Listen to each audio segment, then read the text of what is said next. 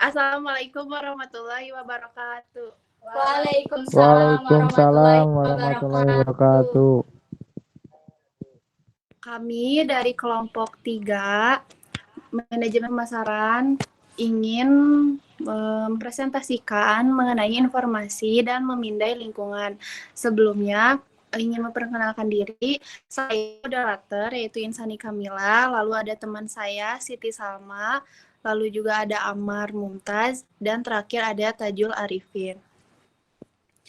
Baik, di pertemuan kali ini kami akan membawakan 5 poin. Yang pertama itu komponen sistem informasi modern, yang kedua catatan internal dan intelijen pemasaran, lalu yang ketiga menganalisis lingkungan makro, yang keempat lingkungan demografis, dan yang terakhir yaitu lingkungan makro utama lainnya.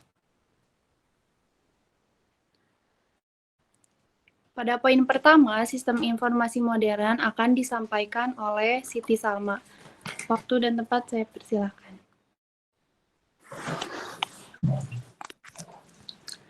Baik, terima kasih untuk moderator. Jadi di sistem informasi modern ini yang pertama itu ada perusahaan yang memiliki keunggulan informasi, menikmati keunggulan kompetitif. Nah, jadi perusahaan yang menikmati keunggulan informasi itu akan menikmati keunggulan kompetitifnya gitu ya. Jadi makanya pemasaran itu harus banyak mengumpulkan informasi atau pemahaman lebih baik gitu tentang informasi dibandingkan pesaingnya. Misalnya mereka bisa membuat keputusan yang lebih tepat gitu, lebih cepat atau lebih baik dibandingkan perusahaan itu gitu. Sehingga bisa unggul dalam pasar gitu. Kemudian di situ mereka dapat terus memilah pasar yang lebih baik, gunanya juga untuk mengembangkan penawaran yang baik gitu kan. Lalu melaksanakan perencanaan pemasaran juga yang lebih baik. Jadi nanti keunggulan itulah yang akan diperoleh perusahaan gitu. Nah, terus yang kedua itu ada sistem informasi pemasaran. Sistem informasi pemasaran ini adalah marketing informasi sistem gitu ya. Terdiri dari orang-orang, peralatan, prosedur untuk mengumpulkan, memilah, menganalisis, mengevaluasi yang dibutuhkan dan mendistribusikan informasi yang dibutuhkan tepat waktu dan akurat bagi pengambilan keputusan. Nah, jadi sistem informasi pemasaran ini adalah gabungan gitu dari orang, alat, dan cara-caranya untuk mengumpulkan informasi gitu, menganalisis, mengevaluasi informasi yang dibutuhkan. Nah, setelah itu informasi ini dibagikan secara tepat waktu dan akurat gitu. Sehingga bisa membantu dalam membuat keputusan pemasaran yang lebih baik. Nah, terus di sini ada catatan internal dan intelijen pemasaran. Manajer pemasaran mengendalikan pelaporan internal pesan, harga, biaya, tingkat persediaan, piutang, utang, dan seterusnya gitu. Dengan menganalisis ini berbagai peluang dan masalah penting. Jadi jadi manajemen perusahaan ini tuh menggunakan informasi dari dalam perusahaan gitu, seperti data tentang pasar tentang pesan yang diterima gitu, misalkan jadi harga produk, biaya operasional, stok barang gitu, uang yang belum dibayar dan uang yang harus dibayar ke pemasok gitu. Nah, dengan mempelajari informasi ini gitu, mereka bisa menemukan peluang untuk meningkatkan bisnis atau masalah gitu yang perlu diatasi. Itu mungkin penjelasan dari saya. Saya kembalikan ke moderator. Baik, terima kasih. Selanjutnya ada komponen sistem informasi yang akan dibawakan oleh saya sendiri. Jadi, komponen sistem informasi itu yang pertama ada catatan internal. Catatan internal itu siklus pesanan sampai pembayaran, lalu sistem informasi penjualan, dan database atau gudang data dan penggalian data.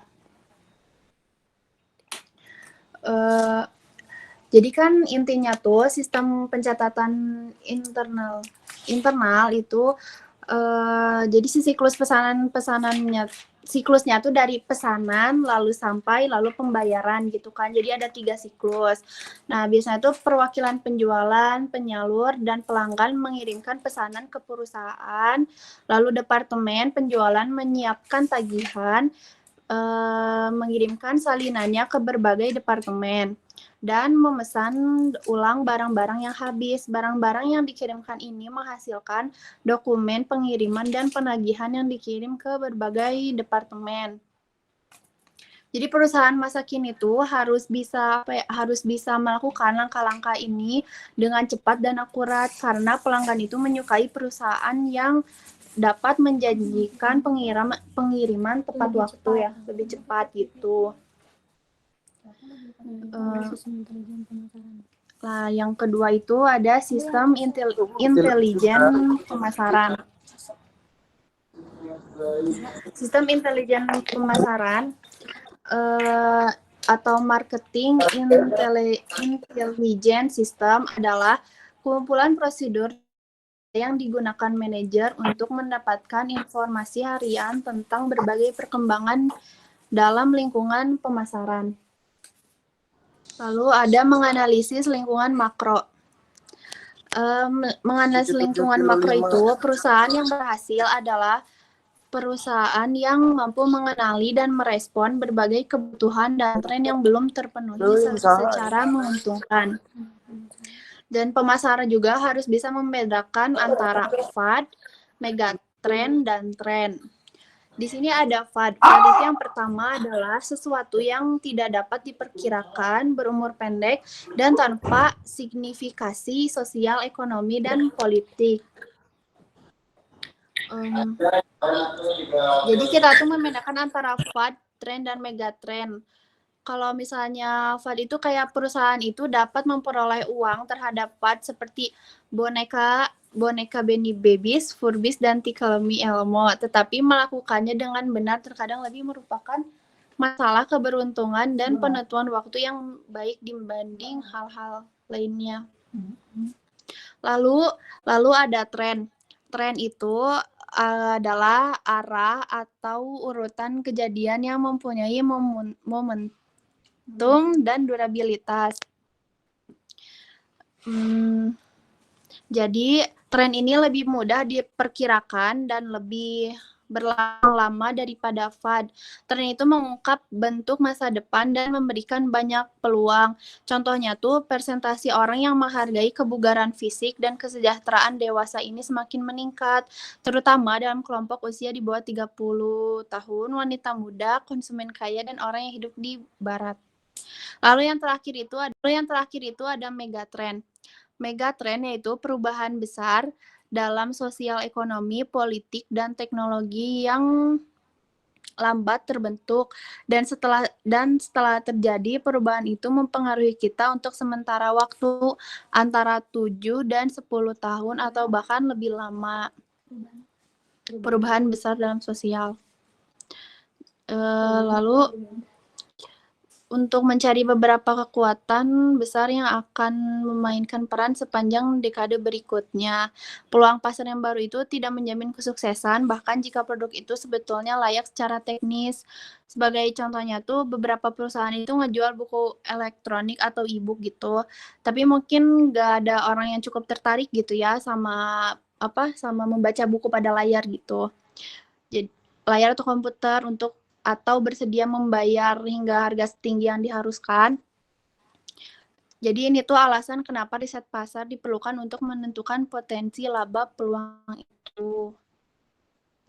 Lalu yang terakhir itu lalu ada juga mengidentifikasi kekuatan utama. Perusahaan dan pemasoknya, perantara, pemasaran, pelanggan, pesaing, dan publik semuanya beroperasi dalam kekuatan dan tren lingkungan makro yang semakin global. Dalam gambaran global yang berubah dengan cepat, perusahaan harus mengamati 6 kekuatan utama: demografi, ekonomi, sosial budaya, alam, teknologi, dan politik hukum. Lalu yang selanjutnya ada lingkungan demografis yang akan dibawakan oleh Tajul. Tajul, dipersilahkan. Ya, di sini ya izin melanjutkan dari Ibu moderator. Di sini aku akan jelasin tentang lingkungan. Ini tolong dong. Nah, lingkungan demografis. Dalam lingkungan demografis, ada pemasar harus menyadari pertumbuhan populasi di seluruh dunia. Perubahan buaran usia, komposisi etnis, dan tingkat pendidikan, munculnya keluarga non tradisional dan perubahan demografis yang besar dalam populasi. Di sini ada pertumbuhan populasi dunia, terus juga ada buaran usia populasi, pasar etnis, kelompok terdidik, pola rumah tangga, serta perubahan geografis dalam populasi kayak gitu. Lanjut.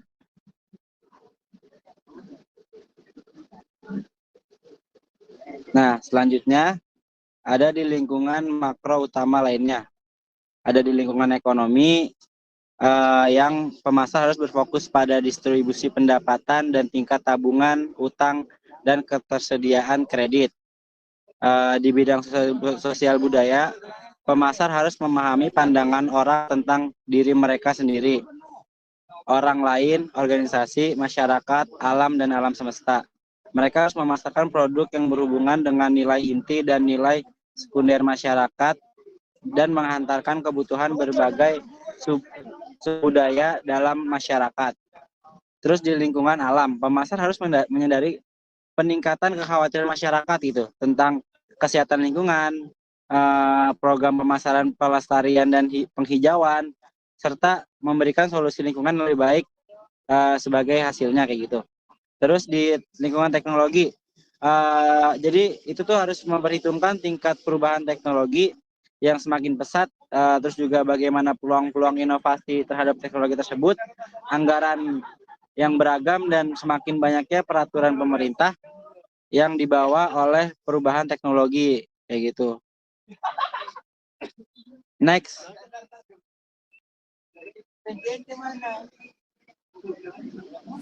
Nah, mungkin dari aku cukup sekian, lanjut kepada moderator. Baik, terima kasih Tajul. Yang terakhir ini adalah kasus dari materi kami yang akan disampaikan oleh Amar. Amar, dipersilahkan.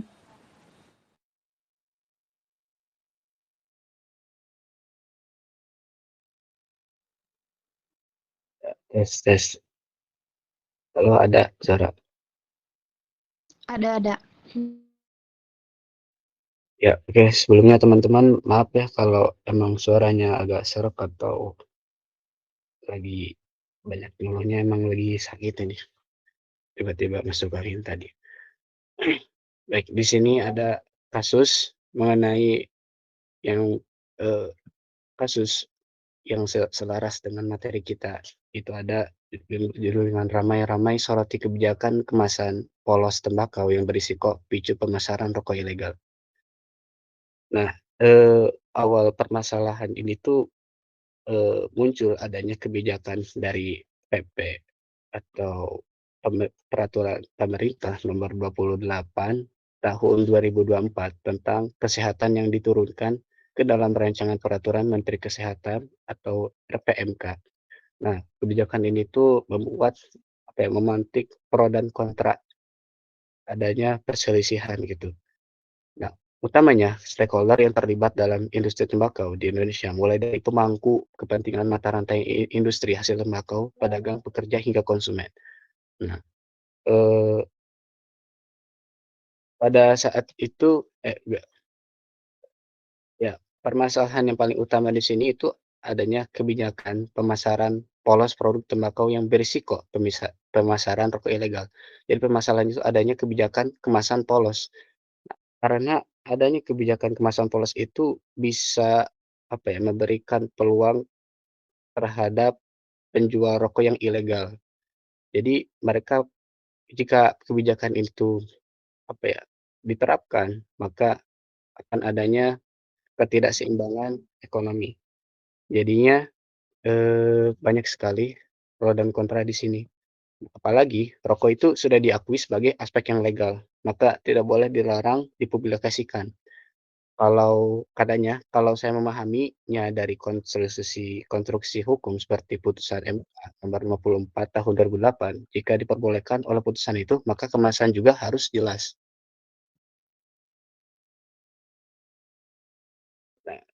Selanjutnya itu, setelah itu, adanya pertimbangan aspek ekonomi dan kesejahteraan.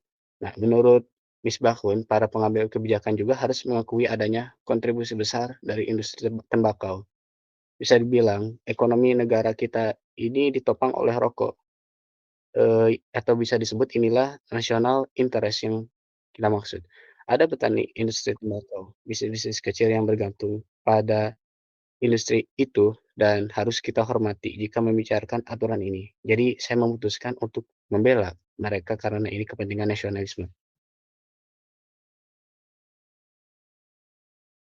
Jadi untuk solusi kasus ini tuh perlunya adanya perbaikan,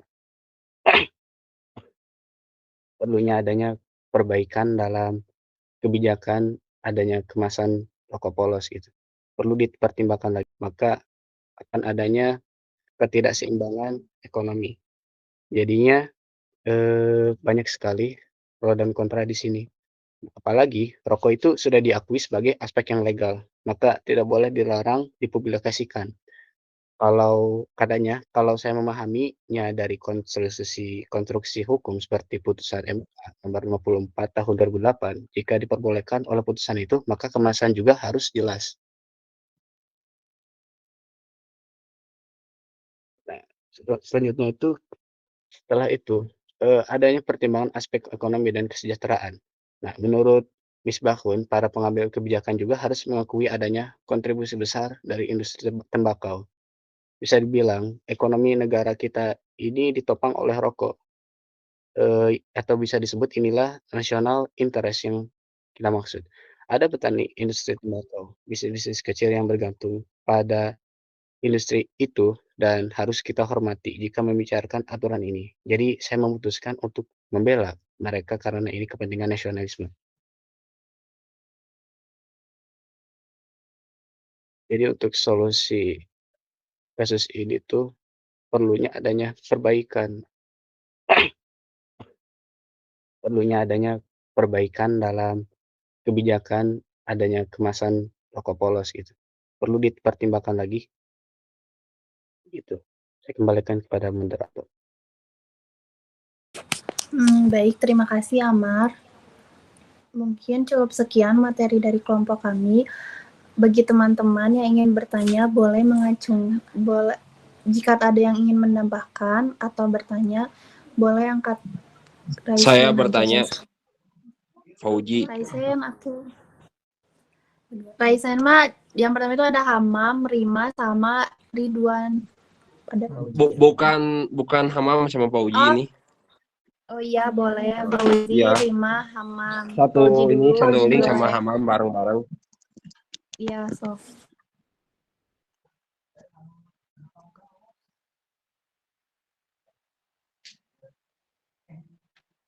Siapa dulu?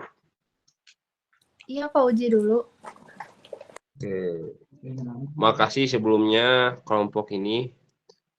Pertanyaannya, bagaimana perusahaan dapat menggunakan informasi dari sistem internal dan intelijen pemasaran untuk merespon kekuatan lingkungan ekonomi dan sosial budaya? Makasih. Maaf, Fauzi, boleh diulang sekali lagi? Pelan-pelan aja, santai. Oke, santaikan. Bagaimana perusahaan dapat menggunakan informasi Udah. dari sistem internal Ya. dan intelijen Ya. pemasaran untuk merespon kekuatan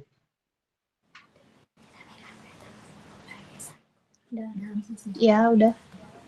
lingkungan ekonomi dan sosial budaya.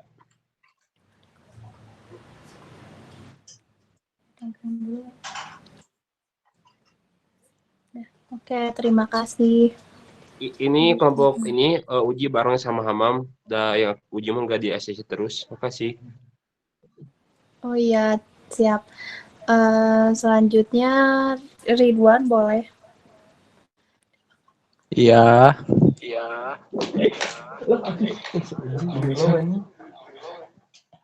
Ini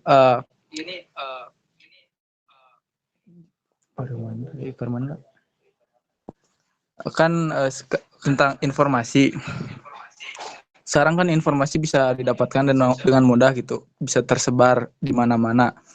Nah, termasuk dengan berkembangnya teknologi dan pemasaran gitu. Kita bisa mendapatkan barang itu dari secara online gitu melalui e-commerce.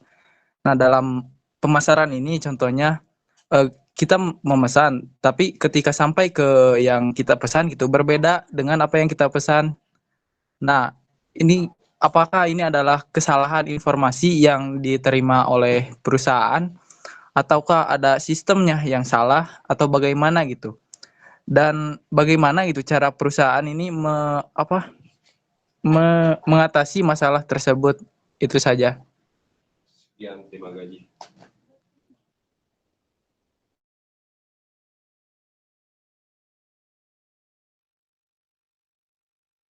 Ulang. Ridwan Secara boleh singkatnya. ulang sekali lagi secara singkatnya aja aja. gitu. Singkatnya bagaimana gitu cara perusahaan mengatasi masalah-masalah yang jadi dalam pemasaran atau pemesanan yang dilakukan secara online gitu. Contohnya yang Jadi kok salah pesanan gitu. Oke. Terima kasih. Selanjutnya Rima boleh. Oke, izin bertanya ya.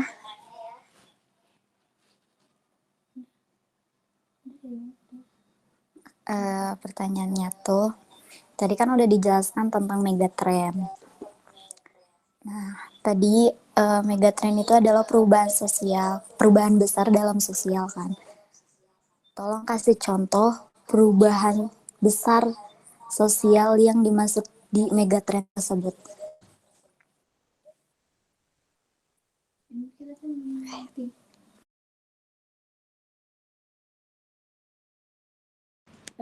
Oke, mungkin untuk pertanyaan kita tampung dulu ya 3 pertanyaan. Kalau misalnya masih ada waktu kita tambah lagi. Soalnya presentasinya ada 2 kelompok, takutnya nggak cukup. Untuk pertanyaannya kita tampung dulu ya. Terima kasih.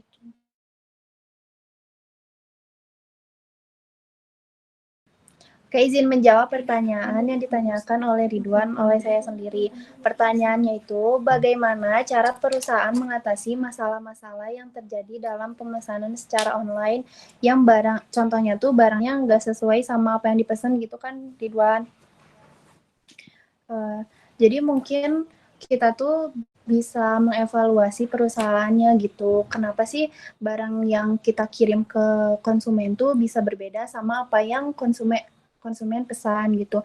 Mungkin salah satunya tuh bisa jadi pegawai kitanya tidak teliti lagi dalam memasuki pesanan. Kan biasanya di pesanan tuh suka ada ini ya, bukan invoice apa ya? Kayak struk itulah pokoknya mah. Biasanya kan pekerja tuh melihatnya dari itu kan, apa sih si konsumen memesan apa aja gitu misalnya tuh. Nah, tapi belum tentu 100% juga itu kesalahan pegawai. Bisa aja si konsumennya itu salah pesan, tapi karena mungkin dia ngotot kalau misalnya dia benar, terus tiba-tiba dia komplain gitu ke perusahaan. Padahal dia yang salah itu juga bisa aja gitu. Terus apa lagi ya? Lalu kita juga mungkin bisa mengevaluasi perusahaannya sendiri gitu ya. Kenapa sih kita tuh bisa melakukan kelalaian gitu. Jadi kita mungkin dari perusahaan bisa ngasih edukasi lagi ke para pegawainya untuk selalu meneliti lagi pesanan, lalu meng-cross check ulang gitu agar tidak ada pesanan yang salah kirim sampai konsumen. Namun kan ada juga tuh kadang kasus yang misalnya si konsumennya tuh beli HP di online gitu. Terus kalau misalnya dari si kami produsennya mah ngirimnya tuh bener HP gitu, tapi saat ke konsumen bisa jadi diganti jadi batu gitu kan. Itu ada kan kasusnya kayak gitu. Nah, mungkin itu tuh bukan juga kesalahan dari produsen, bisa aja dari pengirimnya gitu. Jadi walaupun kayak gitu juga konsumen tuh bakal tetap dibantu sama produsen. Produsen tuh pasti bakal terus membantu konsumen gitu kan untuk kenapa nih si barangnya bisa jatuh gitu. Jadi si produsennya tuh membantu konsumen untuk mengklaim Klaim barang kayak ngeklaim barang nih, kenapa sih barangnya ini tuh bisa keganti gitu. Biasanya kan itu digantinya tuh di pengiriman gitu. Kadang ada yang berhasil sampai tuntas, kadang ada juga yang nggak berhasil gitu. Namun biasanya tuh digantinya tuh sama produsen gitu, atau enggak dari garansi dari si pengirimnya kayak JNT, JNE gitu-gitu, Ridwan. Oh iya, terima kasih. Ada tambahan dari teman-teman yang lain? Nggak ada kali ya. Oke, lanjut aja ke pertanyaan dari Fauji ya. Fauji sama Hamam. Bukan, cuma pertanyaan Pak Uji, Fauji aja. tapi pakai Hamam. Ya, oke. Jadi pertanyaan dari Fauji itu, bagaimana perusahaan mendapatkan informasi dari sistem internal dan intelijen pemasaran untuk merespon kekuatan lingkungan ekonomi dan sosial budaya? Yang akan disampaikan oleh Salma. Yang akan dijawab oleh Salma. Silakan. Oke, baik, izin menjawab dari pertanyaan Fauji ya. Dari bagaimana perusahaan mendapatkan informasi gitu ya dari sistem internal dan intelijen pemasaran untuk merespon kekuatan lingkungan ekonomi dan sosial budaya. Nah, jadi kan tadi kan dibahas juga ya di sistem intelijen pemasaran. Jadi setiap itu tuh harus mengumpulkan informasi gitu kan dengan data yang benar gitu. Nah, jadi perusahaan itu biasanya mengumpulkan informasi dari sistem internet itu dengan seperti data penjualan gitu dan perspektif pelanggan serta menggunakan intelijen pemasaran dengan menganalisis tren gitu, menganalisis tren pasar dan perilaku konsumen. Jadi dengan cara ini mereka bisa lebih cepat memahami kekuatan lingkungan ekonomi dan sosial budaya gitu, lalu menyesuaikan strategi pemasaran dan produk mereka agar tetap relevan dan kompetitif gitu. Mungkin dari itu, Biji, jawabannya apakah sudah terjawab? Terima atau mau kasih. ditambahkan itu? Oke. Lanjut dari. Oke, pertanyaan terakhir, Rima, pertanyaannya tuh contoh perubahan sosial dalam megatrend. Sama aku. Iya, yang akan dijawab oleh Salma lagi. Bentar ya. Oke, mungkin Rima jadi menjawab pertanyaannya ya. Jadi tadi kan dijelasin juga ya, megatrend itu digambarkan sebagai perubahan sosial sebagai perubahan besar gitu dalam sosial gitu, baik ekonomi politik dan teknologi gitu kan. Nah, jadi contohnya itu seperti perusahaan menjual produk buku gitu, buku elektronik. Nah, portabelnya itu atau e-book gitu kan. Nah, jadi tetapi mungkin tidak ada cukup orang yang tertarik membaca buku gitu kan pada layar komputer atau bersedia membayar harga setinggi yang diharuskan. Nah, inilah mengapa gitu riset pasar itu perlu menentukan posisi laba peluang tersebut gitu. Jadi kayak walaupun di layar itu kan biasanya juga bisa kan membaca gitu kan. Jadi perusahaan itu tetap gitu mengeluarkan perusahaan e-book kayak gitu mungkin. Misalnya ada yang menambahkan?